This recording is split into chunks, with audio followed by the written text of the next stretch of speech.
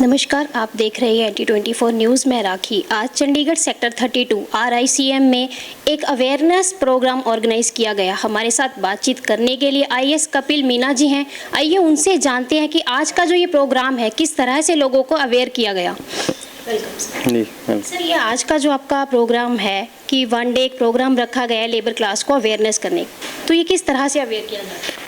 ये one day का member awareness कार्यक्रम है जिसमें कि लेबर की हमारी कोऑपरेटिव सोसाइटीज़ जो हैं उनके अध्यक्ष, उनके सदस्य, उनके बोर्ड ऑफ डायरेक्टर्स, उनको बेसिक अवेयरनेस दी जा रही है कि किस तरह से लेबर कोऑपरेटिव्स काम करते हैं, किस तरह से लेबर कोऑपरेटिव्स को वो अच्छे से काम कर सकते हैं, आने वाले समय में अपना बिजनेस कैसे बढ़ा सकते हैं, किन चीज़ों का उनको ध्यान रखना चाहिए ताकि उनकी सोसाइटीज़ अच्छे से काम करें। तो ये ओवरऑल इस तरह की अवेयरनेस का एक कार्यक्रम रखा गया। तो ये आज का जो कैंप रखा गया है, जो भी ये प्रोग्राम रखा गया है, इसमें क्या सिर्फ चंडीगढ़ है या इसके अलावा अदर स्टेट्स के भी जो लेबर्स हैं या लेबर क्लास जो भी हैं उनके लिए ट्रेनिंग है?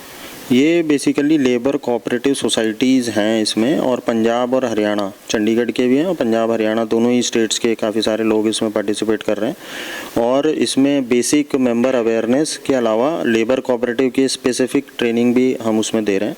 और इसको मंत्रालय, जो सहकारिता मंत्रालय है भारत सरकार, उसके द्वारा इनकी फंडिंग भी दी गई है लेबर फेडरेशन को। और ये कार्यक्रम आयोजित किया जा रहा है नेशनल लेबर कोऑपरेटिव फेडरेशन के द्वारा। बट ट्रेनिंग जो कार्यक्रम है वो हमारे RICM चंडीगढ़ में किया जा रहा है। सर, किस तरह से फंडिंग की जा रही है? अगर हम NCC की बात करें या लेबर क्लास की, अगर हम सिर्फ चंडीगढ़ की ही बात करें तो चंडीगढ़ का 32 का इंस्टीट्यूट है, PGI का है। अगर हम वहाँ पे लेबर क्लास जो वर्कर्स की बात करें, बोनस तो छोड़िए, उनको समय पे सैलरी भी नहीं मिलती। हर टाइम थोड़े थोड़े समय के बाद देखा जाता है कि वो लोग धरना प्रदर्शन कर रहे हैं। तो ये जो फंडिंग वगैरह होती है तो वो क्यों नहीं उन तक पहुँच रही है? नहीं, आप जिस फंडिंग की बात कर रहे हैं वो स्टेट गवर्नमेंट द्वारा दी जाती हैं, और PGI या जो आप इशू बता रहे हैं उसकी जानकारी हमें नहीं है। हम जो ये ट्रेनिंग्स करवाते हैं, ये ट्रेनिंग्स सिर्फ कोऑपरेटिव सोसाइटीज़ के मेंबर्स के लिए की जाती है, और उसके लिए कभी कभी फंडिंग भारत सरकार द्वारा दी जाती है, और कभी ये भी होता है कि फंडिंग नहीं होती है तो भी हमारे इंस्टीट्यूट उसको अपने रिसोर्सेज से ट्रेनिंग्स करवाते हैं। तो ये जो कैंप रहेगा, इनको किस तरह से अवेयर किया जाएगा? जैसे कि फंडिंग की हम बात कर रहे हैं कि लेबर क्लास है, नहीं उनको समय पे सैलरी मिल रही है, पर इस जो कैंप के थ्रू आज उनको अवेयर करेंगे, उनसे उनको क्या बेनिफिट मिलेगा? देखिए, इस अवेयरनेस ट्रेनिंग से बेनिफिट ये मिलेगा कि उनको पता चलेगा कि लेबर लॉज क्या हैं, उनके रूल्स क्या हैं, उनको सोसाइटी, अगर लेबर कोऑपरेटिव सोसाइटी कोई नई बनानी है तो वो कैसे बना सकते हैं।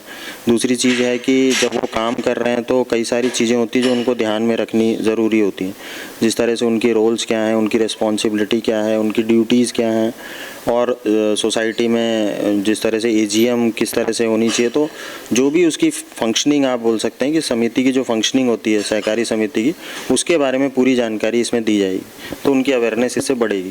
सर, ये अवेयरनेस प्रोग्राम क्या उससे पहले भी आयोजित किए गए हैं? मतलब कितनी बार होते हैं इस तरह के प्रोग्राम? ऐसे कार्यक्रम हमारे इंस्टीट्यूट्स करते रहते हैं, मतलब नियमित रूप से, रेगुलर रूप से करते रहते हैं, और हमारे कई सारे इंस्टीट्यूट हैं इस तरह से। तो अवेयरनेस कार्यक्रम जहाँ पर भी उनके पास कोई डिमांड आती है इस तरह के अवेयरनेस करने के लिए, वो कार्यक्रम रेगुलर चलते रहते हैं। हमारी सहकारिता मंत्रालय काफ़ी सारे प्रयास कर रहा है, जिस तरह सहकारी समितियाँ देश में, उनका डेवलपमेंट कैसे हो, उनकी ग्रोथ कैसे हो, इसके लिए। तो सहकारी समितियों को यही हम संदेश देना चाहेंगे कि ज़्यादा से ज़्यादा वो मंत्रालय की जो पहले हैं या जो इनिशिएटिव्स हैं उनका फ़ायदा उठाएं, और उनके थ्रू अपनी सहकारी समितियों को स्ट्रॉन्ग बनाएं। क्योंकि अगर हमारी सहकारी समितियां सशक्त बनेंगी, मजबूत बनेंगी, तो उनके सभी जो मेंबर्स होते हैं, सदस्य होते हैं, उनका सबका बेनिफिट होगा, उनका वेलफेयर होगा। तो इसी चर्चा पे आगे बातचीत करने के लिए RICM के डायरेक्टर राजीव कुमार जी हमारे साथ हैं।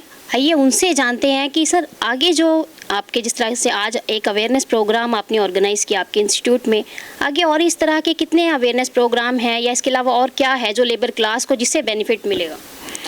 देखिए, एक्चुअली हम लोग सहकारिता मंत्रालय भारत सरकार के अधीन हैं, और पूरे देश में लगभग 20 इंस्टीट्यूशन हैं, जिसमें से एक RICM है। हम लोग वर्ष के शुरू में, फाइनेंशियल ईयर जैसे शुरू होता है, तो हम लोग एक अपना ट्रेनिंग कैलेंडर बनाते हैं, जिसमें हम लोग पहले से डिसाइड कर लेते हैं कि कितने प्रोग्राम किए जाने हैं और कब कब किए जाने हैं। तो जहाँ तक अवेयरनेस की बात है, अभी ये एक पहला प्रोग्राम था जिसमें नेशनल लेबर कोऑपरेटिव फेडरेशन के अंतर्गत ये प्रोग्राम किया गया। ऐसे प्रोग्राम हम लोग डिफरेंट फ्रीक्वेंट इंटरवल पे ऑर्गेनाइज करते हैं। और दूसरा जो पायलट प्रोजेक्ट है ऐसी मेंबर एजुकेशन प्रोग्राम से रिलेटेड, तो ये हम लोग पहले ऊना डिस्ट्रिक्ट में कर रहे हैं। अभी ऊना डिस्ट्रिक्ट में हम लोगों को 71 प्राइमरी एग्रीकल्चर कोऑपरेटिव सोसाइटीज़ को कवर करना है। जैसे ये कंप्लीट हो जाता है तो नए फाइनेंशियल ईयर से हम लोग जो पूरे इंडिया में इसको लागू करने वाले हैं। ये जो लेबर कोऑपरेटिव्स है ये एक पर्टिकुलर सेगमेंट है कोऑपरेटिव्स का। इसके अलावा बहुत सारे ऐसे एरियाज हैं जो जैसे हम लोग क्रेडिट कोऑपरेटिव सोसाइटीज़ की बात करें, नॉन क्रेडिट कोऑपरेटिव सोसाइटीज़ की बात करें, मार्केटिंग कोऑपरेटिव सोसाइटीज़ की बात करें, तो सबके लिए अवेयरनेस प्रोग्राम फ्रीक्वेंटली चलते रहते हैं हमारे यहाँ पे। तो अभी जो नेक्स्ट प्रोग्राम होगा वो आपका कब और कहाँ पर आयोजित किया जा रहा है? अभी नेक्स्ट प्रोग्राम देखिए, अभी मंत्रालय हमें जो है फंडिंग देता है ऐसे प्रोग्राम के लिए, तो मंत्रालय जैसे ही हम लोगों को नेक्स्ट प्रोग्राम के लिए सिलेक्ट करता है तो it will be decided in the future कि कैसे कहाँ पे कब होगा।